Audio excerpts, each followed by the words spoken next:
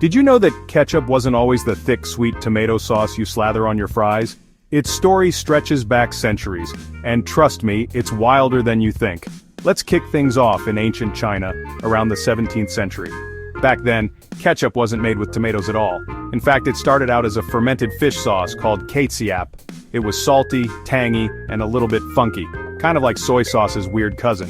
Traders loved it, and as they traveled, they spread the sauce to Indonesia, Malaysia, and eventually all the way to Europe. Here's where it gets weird. British sailors, totally obsessed with this exotic ketchup, tried to recreate it back home. But they didn't have the right ingredients, so they improvised, using mushrooms, walnuts, and even anchovies. Yup, mushroom ketchup was a real thing, and it actually got pretty popular in the 18th century. Forget tomato ketchup, mushroom ketchup was the OG. But America wasn't having it. When tomatoes finally showed up in North America, people started experimenting. By the early 1800s, tomato ketchup recipes were popping up in cookbooks.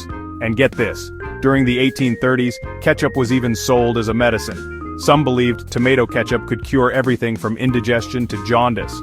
There were even ketchup pills marketed as miracle remedies. The first commercial tomato ketchup hit shelves in the 1830s, but it wasn't the smooth, sweet stuff we know today. Nope, it was spicy, runny, and sometimes even loaded with weird preservatives, like coal tar for color. Ketchup was basically the Wild West of condiments. Things took a tasty turn in 1876 when a guy named Henry J. Heinz entered the scene. He ditched the scary chemicals and made ketchup using ripe tomatoes, vinegar, sugar, and spices. His recipe became the gold standard, and ketchup finally became safe, sweet, and shelf-stable.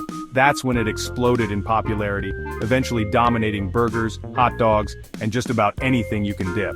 But get this, ketchup's weirdness never really went away. There have been banana ketchups, curry ketchups, even ketchup popsicles, and in some places they still make mushroom ketchup. So next time you squeeze that iconic red bottle, remember, you're tasting hundreds of years of history, packed into a single squirt. From fermented fish guts to your favorite fry dip, ketchup's journey is one for the history books. Hit that like button if you learned something new, and don't forget to subscribe for more surprising stories from the past.